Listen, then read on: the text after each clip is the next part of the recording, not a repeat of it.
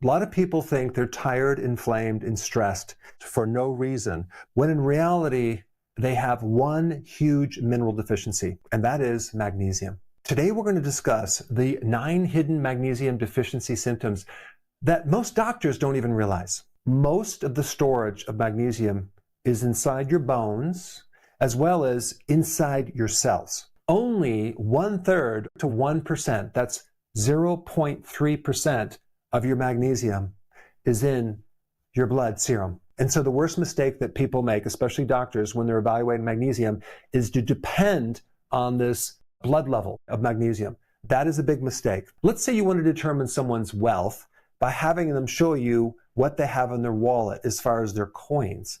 That is not a good place to determine their wealth. You want to look actually in their bank account. You don't want to look in their pocket. Well, that's the exact mistake that a lot of people make when they're looking into the blood for not just magnesium, but other nutrients as well. There's over 300 medications that can deplete your magnesium. Let me also just show you all the other things that can deplete your magnesium. Stress, sugar, caffeine, alcohol, having high levels of insulin because your carbs are too high, and a large percent of the population has insulin resistance, so they can't even absorb the normal amounts of magnesium. Low hydrochloric acid in your stomach, chances are you don't have enough hydrochloric acid. We've already covered the medication. Low salt and low vitamin D can all lower your magnesium levels. Now let's go through the hidden magnesium deficiency symptoms. Number 1, anxiety. I'm talking about a sudden anxiety that comes out of nowhere. There's no real reason to have anxiety and all of a sudden you feel anxious. It could also be a panic attack as well. You want to think about magnesium as your brakes, okay? And without magnesium, you have no brakes. So then you can't stabilize the nervous system. All right, number 2, waking up at 2 a.m. This many times can be related to high levels of cortisol. Now, there's many reasons why people have cortisol in the middle of the night. It could be a blood sugar issue. It could be a stress issue. But one of the key things that magnesium does is it suppresses and it keeps cortisol under control. Now, a really classic deficiency of magnesium would be eye twitching. That's called tetany. It's a classic magnesium deficiency. And what's happening deep inside the muscle is that magnesium, because it's the master controller over calcium, there's an imbalance. We have too much calcium and not enough magnesium to control it. So the simplicity of this is calcium controls the contraction, okay, of the muscle. Magnesium controls the relaxation. And if there's not enough magnesium, all you get is this contraction, this tetany. And it is the mineral to prevent calcification in your body. If you take a look at even heart attacks, for example, deep in your cells, you have calcium crystals building up in the mitochondria that then interfere with the normal contraction and relaxation. Magnesium will keep your joints from calcifying. Magnesium keeps the arteries from becoming stiff. I mean, think about how many people have high blood pressure as they get older, which many times is merely a magnesium deficiency. Migraines, headaches can be a magnesium deficiency. Think about how many people have muscle spasms. If you could just kind of scan your body and you have tight muscles anywhere, chances are you need more magnesium. Next one is heart pounding after eating. Magnesium is so important to relax the heart.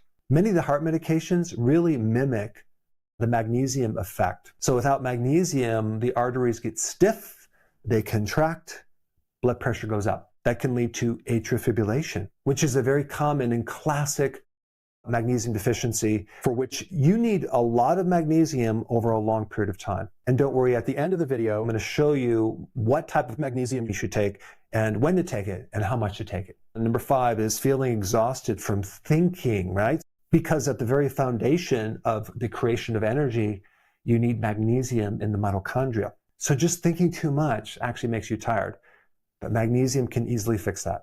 Our brain is only 2% of our whole body, but it uses 20% of the energy. Next one is random chest tightness. Now, you might be thinking heart attack, but if you're low in magnesium, you won't have that relaxation of the smooth muscle. Low magnesium allows calcium to go into the heart tissues and start to cause more contraction and more tightness. Next one, number 7, is sugar or carbohydrate cravings. So I've noticed when I put people on magnesium, many times they don't crave as much as they did before. And they're really surprised because they thought it was just a carb craving that wasn't connected to anything. But magnesium can greatly help reduce those cravings very easily. Next one is wired but tired. You go to bed and you lay there and you just can't get into a deep, restful, relaxed sleep. Magnesium helps calm the brain, calm the muscles. And without magnesium, your brain and your body just has this nervous energy. It can't relax. Another symptom that's related that I didn't put on this list is restless leg syndrome. That could be a magnesium deficiency too, where your legs are just full of energy and you need to either massage the legs or go for a jog in the middle of the night. I had that for many, many months. Last one, number 9, is feeling really heavy, like you feel like you're 200 pounds. It's like, what's going on? My legs are heavy. I feel like I'm trudging through water. What is going on? That is a magnesium deficiency. And this is because the energy factories, called the mitochondria, are dependent on magnesium, and you don't have enough to power the mitochondria. So basically, it's taking more effort to move your body and your muscles. Now let's talk about what type of magnesium is best. What magnesium is the worst is magnesium oxide. That is the magnesium that they sell at CVS drugstores. It's the type of magnesium that most of the research on magnesium is done with. And the problem with magnesium oxide is you only absorb 3%, okay? 3%. And so you'd have to take a tremendous amount to have it work. But the problem is when you take more, you get diarrhea. So a much better source of magnesium is magnesium glycinate. With magnesium glycinate, you not only have magnesium, but you also have glycine, which is a type of protein that helps GABA in our brain. So it's really good for calming us down, helping us sleep, and you absorb 80%. Now, some people will say, oh, magnesium glycinate doesn't cross the blood-brain barrier, so it can't really affect our sleep. But that's actually not true because a lot of mechanisms that involve sleep are not actually even in the brain. They're in your gut. They're in your tissues. And so by giving your body more magnesium, it can indirectly affect the brain. The best time to take magnesium is toward the later part of the day. I like to take mine after dinner sometime. Sometimes I'll take pills. Sometimes I'll take powder. Powder is much easier to take. You mix it with some water. You drink it down. If you mix it with warmer water, it will completely dissolve. Sometimes I don't have time to warm the water and sip it like tea, so I'll just put it in cold water and slug it down. And one thing you need to know, when you take more than 400 milligrams of magnesium glycinate at any one time, it goes through the urine, okay? So our bodies can only absorb certain amounts at a time. If you really wanted to create a therapeutic benefit, let's say you're dealing with atrial fibrillation or some type of major deficiency like osteoporosis, you'd want to take magnesium glycinate, 300 milligrams to 400 milligrams, several times a day, okay? And that way you can get much more absorption. A couple other things that will help you. Going on a low-carb diet to fix insulin resistance. That will allow you to absorb more magnesium. Also, if you're getting older, if you're over the age of 50 or 60, chances are you have low hydrochloric acid. And the way that you know you have that is if you have like any indigestion or heartburn or GERD, in which case if you took something called betaine hydrochloride, not only would that fix your stomach, but you're going to absorb a lot more magnesium and other minerals.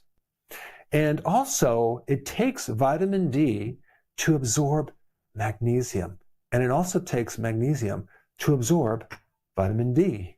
Most people are deficient in vitamin D. Taking both of those can go a long way in a lot of different problems. Also be careful with the caffeine. A lot of people drink way too much coffee. I'll do 1 small cup of coffee in the morning, and that's it for the day.